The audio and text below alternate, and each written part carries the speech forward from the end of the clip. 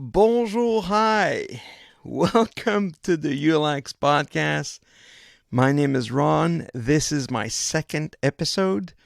And I want to just apologize briefly because in the intro episode, my first episode, from February 29th, I didn't mention that I would do a podcast or publish one anyways at the last day of every month. So that meant that I should have done one on March 31st, but that didn't happen. So my bad. Sorry.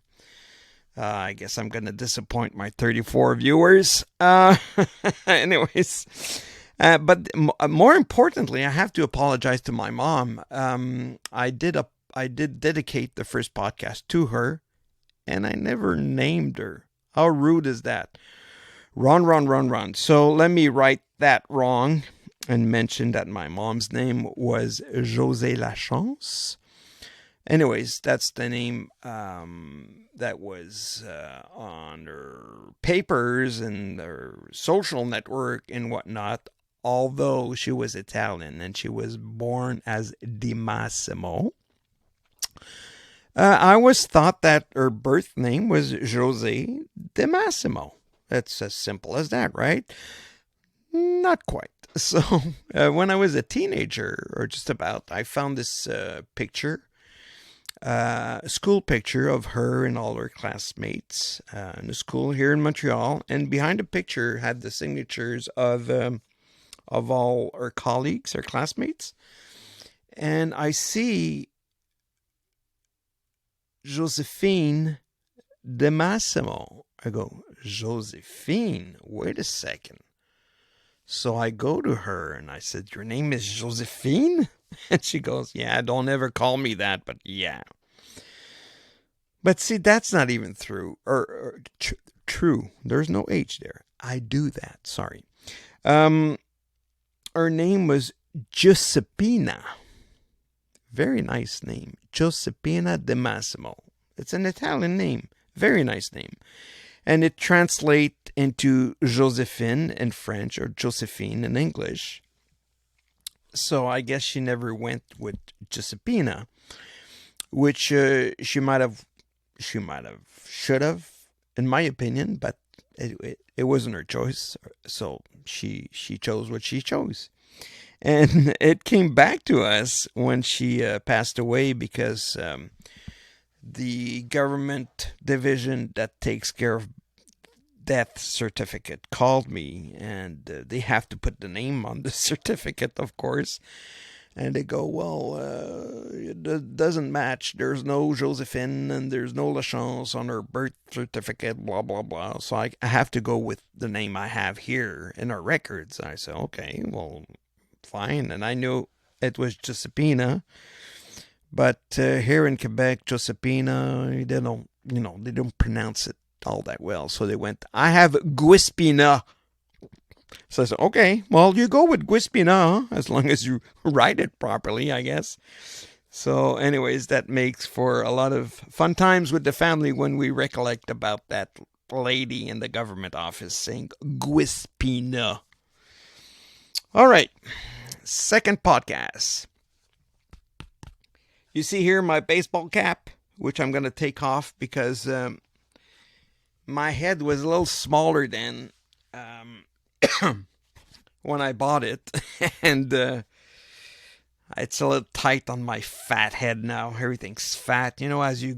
As I grow older, I grow thicker, I guess. And let me grab this. Let me put back my headset. Okay, so the second podcast is dedicated to my dad, Marcel LaChance, who I didn't name in the first podcast, because it's about baseball. And this is his glove. This glove is, I don't know, about 80 years old, I guess. He had it as a kid, and he was born in 26, so that was 98 years ago. He had it when he was 10, so, it's over 80 years old for sure. And it's my fondest memory of him. So, once in a while I just put it on and I feel him close. So because my dad was such a baseball lover, I decided to dedicate this episode to him. And as you know now, the ULAX podcast tries to connect Montreal to Los Angeles. So there is a baseball connection that I want to talk to you about. So bear with me because I have to make a little introduction here with baseball and my dad and whatnot, because he was born in Quebec, nothing to do with Montreal. But as a kid, he would go to the park where Victoria Park was called then, and it still exists, but it was without baseball for a number of years. But in those years, they had a franchise there called the Quebec Athletics. So they played there from 1939 to 1942. And my dad used to want to go, because that's a semi-pro or professional baseball, not major league, but, semi-pro. And he would love to go to those games, but he couldn't afford it. So he would actually go a couple of hours before the game and stand outside the park with the upside-down cap and hoping for a little coin or two, and eventually have enough to pay his ticket. And eventually he got noticed, and this man comes up to him after the game, and he goes, listen, son, I see you hang out here every game and try to get in. I guess you really like baseball, don't you? And he goes, yes, sir, I do. I love it. I really love it. And he goes, yeah, well, that's good. Listen, I'd like you to consider maybe becoming the bat boy for our team. So he was all excited and he's saying yes. And the guy said, wait a second. Let's go talk to your parents and make sure that they're okay with it. So they went to this man. Roland Beaupré was actually the manager of the team. So he had obviously the authority to do so and offer him the position. So they go to my grandpa and they ask him if he'd agreed. And my grandfather obviously agreed, but he said, well, wait a second here. I agree to this, but only for the local games. I don't want my kid to travel with the team. It's kind of cute because the team would not travel that far. It was within an hour or two. But anyways, it's kind of cute that he would want his son to come home every night, I guess. So, yeah, my dad was living the dream up until 1942, of course. It was wartime. My grandmother died, and my grandfather moved his 8 kids to Montreal. So good thing for me, because if he hadn't moved to Montreal, I guess he would not met my mom, and I wouldn't be here. So he moved to Montreal, and he was lonely and sad because he had lost his dream, if you will. And but because of him playing with the pros in Quebec, while playing, practice time and whatnot, he actually played with a guy called Roland Gladu, who actually made the Major League eventually. And into that, the baseball league that was involved with at the time, it was called the, wait a second here. I don't have it. Do I have it? Doesn't matter. It doesn't matter. But here in Montreal, we're mostly a hockey team, a hockey city. And Maurice Richard, the Rocket, was obviously the franchise player of the Montreal Canadiens back in the day.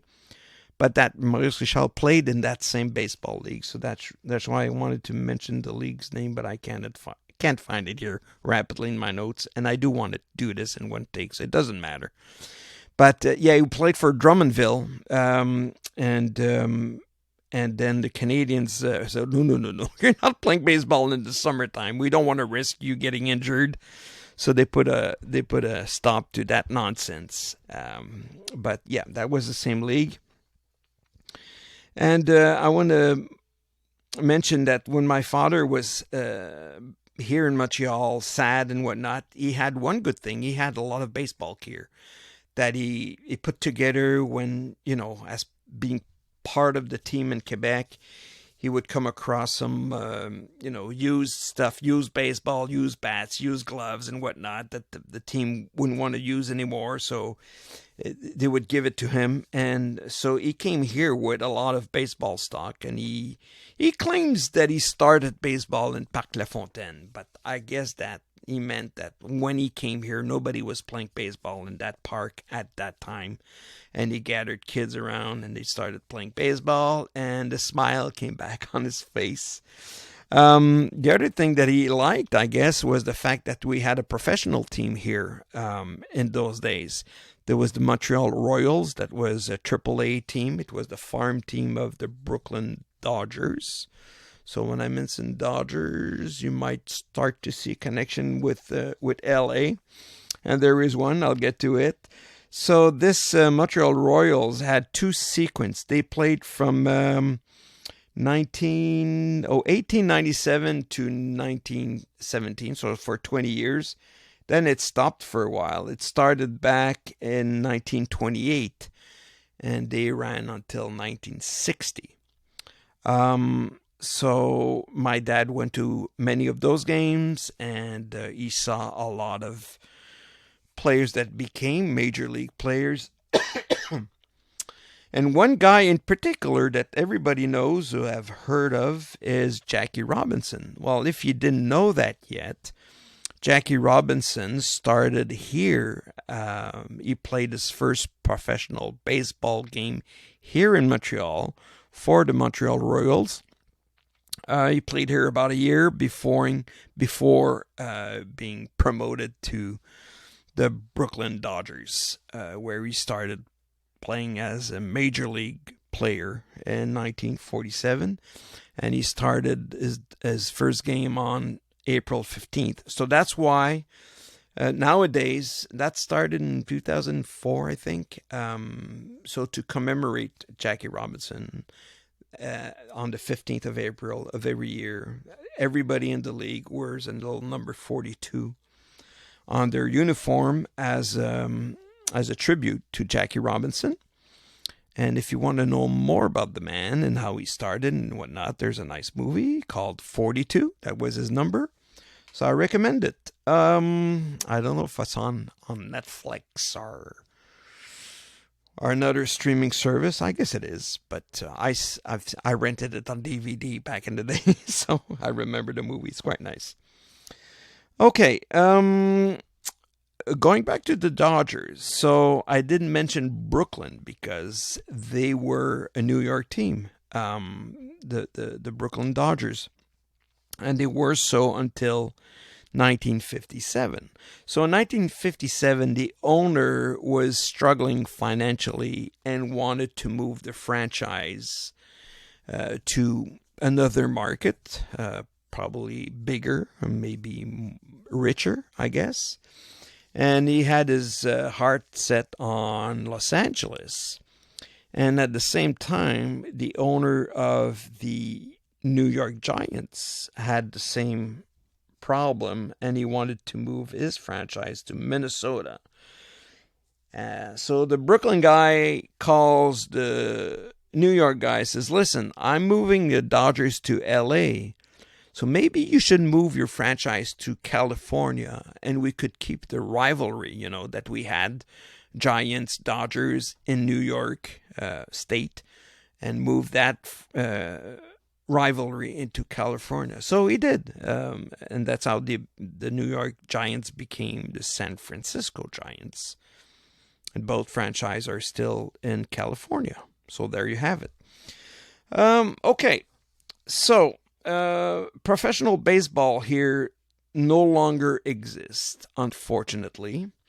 When the Royals played their last game in 1960, that was the end of professional baseball for a while, but very rapidly, the mayor of the time and some rich people, they were trying to get a major league franchise here.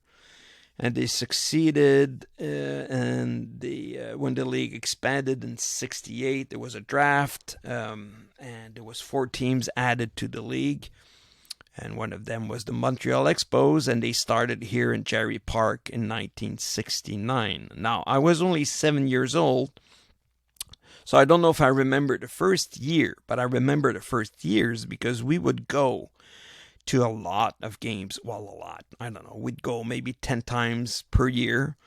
And mostly on Fridays. My dad would try to get tickets to a double header.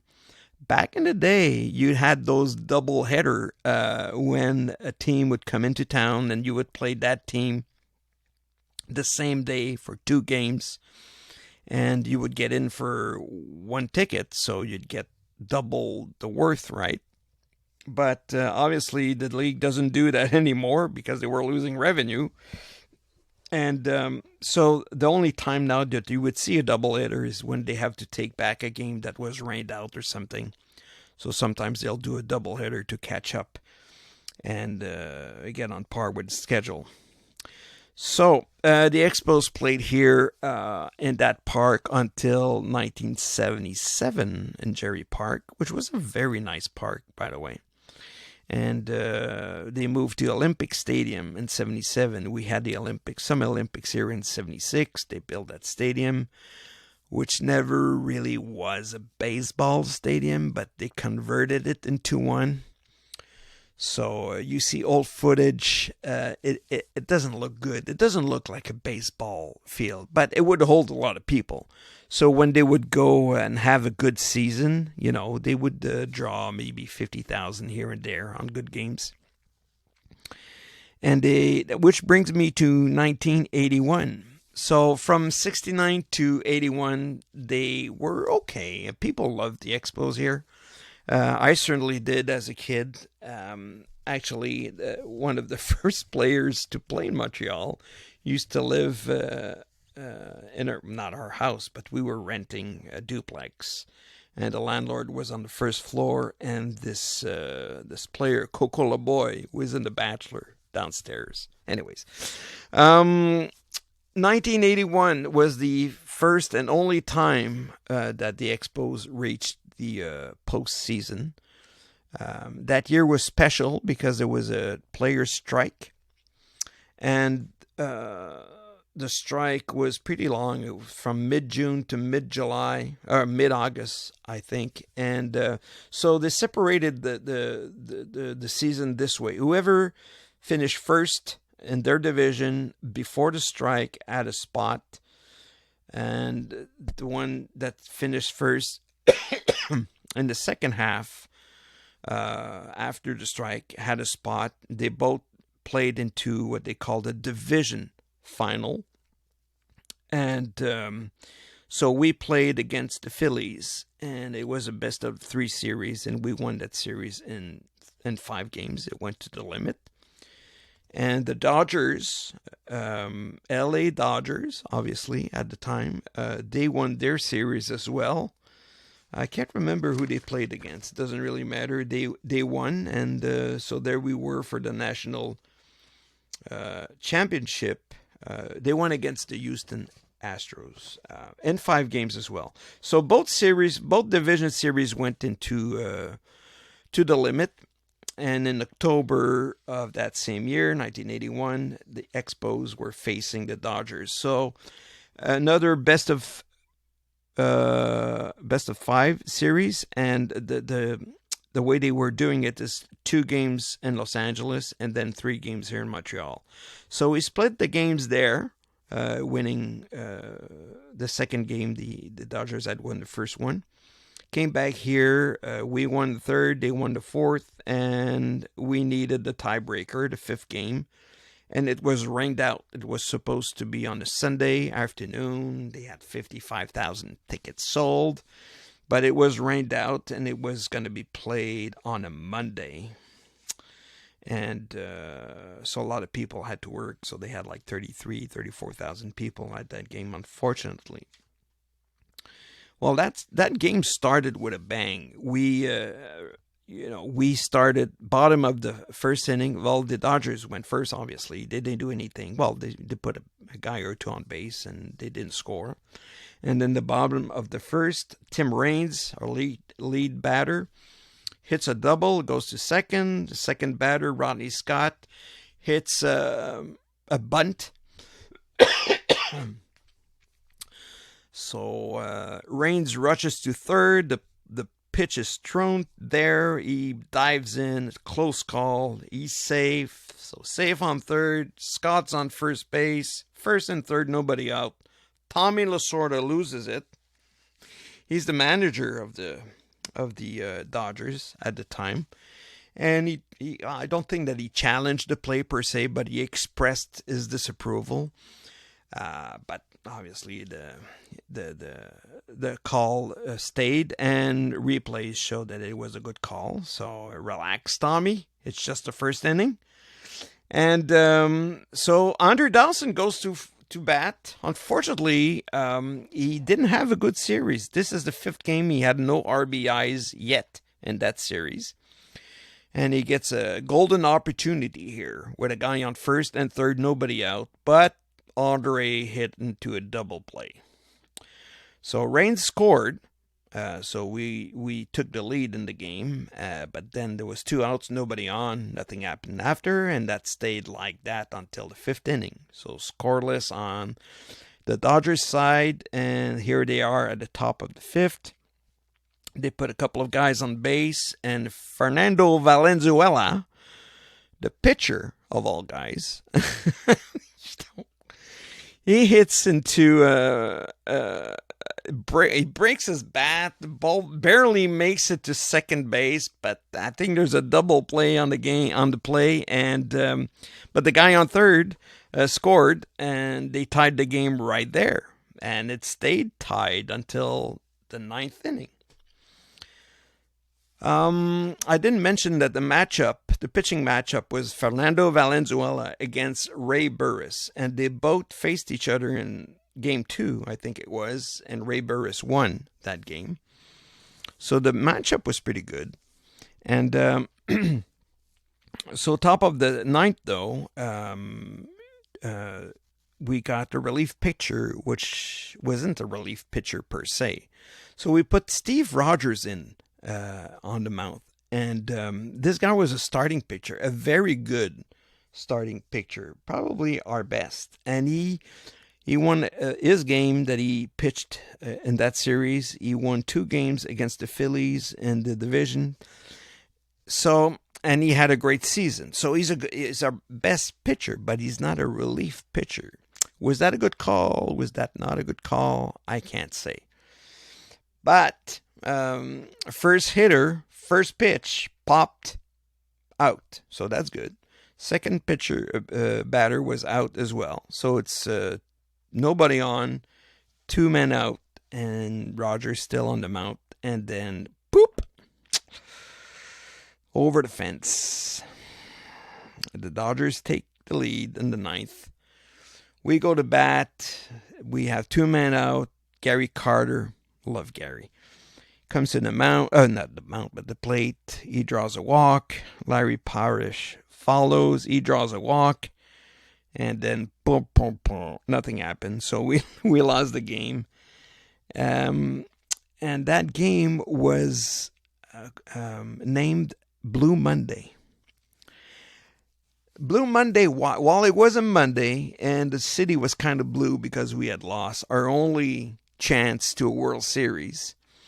And because the guy that killed us was named Rick Monday. He's the one that scored in the 5th inning. He was driven in by Valenzuela, as I mentioned. And he's the one who hit the single home run in the 9th inning. So he's the one who scored both points in that game, Rick Monday. So it was called Blue Monday. There's a book even that, over there, you might see, it's too far, but Blue Monday, it's a book. You can find it on Amazon, and it tells you all about that series and the Expos and whatnot. Kind of interesting. So then the Dodgers went on to the World Series facing the Yankees. They lost the 2 first games in New York. They came back to LA. They won 3 games straight, all 3 games by 1 point, so very close. They came back for a 6th game, and they clobbered the Yankees, I think 7-2 or 9-2. to win the World Series, and that was Tommy Lasorda's first World Series as a manager. And so Blue Monday, Rick Monday, Tommy Lasorda. Let me give you some quick notes about Tommy, because there's a connection with Tommy Lasorda, the LA Dodgers, and Montreal. So why is that? Well, he was drafted as a player in 1949 by the Brooklyn Dodgers as a player, as a pitcher, actually. And he was sent to Montreal for the Montreal Royals. So he started pitching there in 1950. He pitched for a few seasons. Then he went up to the major leagues. He joined the Dodgers, the Brooklyn Dodgers, in 55. And he had his only start as a pitcher on May 5th, 1955. Well, it wasn't a very good start for Tommy. He went and he had 3 wild pitches in the first inning. So they took him out after not even one completed inning. And at that time, it was the record. He was the one that had the most wild pitches in an inning. And the record, I think, is 4 now. And the 2 guys have it. But it doesn't matter. I found it quite interesting that he did that. So not the best of the pitchers for the major league, but he was pretty good in the Royals. He came back to Montreal, so he played again in that same franchise for a couple of more seasons up until 1960. And his pitching record was pretty good with the team. He had 107 wins and 57 losses. So he's the one, Tommy Lasorda, who had the most wins as a pitcher in Montreal. So quick connection here with Montreal. He moved up, obviously, from that to manager. And before managing the LA Dodgers, he managed several minor league teams and this and that. So he moved around. He ended up with the Dodgers again in 1976, and he coached for 20 years. And he won 2 World Series, 81 and 88. He was a coach of the year in 83 and 88. He retired in 96, came out of retirement in 2000 to coach the USA team in the Olympics, the Summer Olympics in Australia, Sydney, Australia, in 2000, and they won the gold medal. So Tommy became the first manager to win a World Series and a gold medal. So that's an interesting fact. So all in all, he won as a manager 1,599 games. That's a lot of wins. So I figured he's pretty up there in the ranking of the most win per managers, or so I thought. Ends up that he's 22nd. The guy that won the most games is a guy called Cornelius McGillicuddy, also known as Connie Mack. That's the name that you see in the record books. So Connie Mack coached for a long time. He won as a manager 3,731 games. That's more than Tommy Lasorda managed, wins and losses. So not only did he win 3,700 games, he lost 3,900 games, 3,948 games. So he managed a professional team for 7,755 frickin' games. There's 162 games in a year. So the guy he managed for 50 years? Well, he did. He managed the Pirates in Pittsburgh for 2 seasons and the Philadelphia Athletics from 1901 to 1950. So 49 years there, 2 years there, 51 years, 5 World Series. And I had never heard of the guy before I looked into these notes here for this podcast. So I guess you have it. There it is. There's a connection between Montreal and LA, 1981 championship series. And I hope you enjoyed it. I'll catch you in a month. And hopefully I can edit this and put this online, because we are now, right now, it is 10:30 on April 30th. So I'm a bit last minute.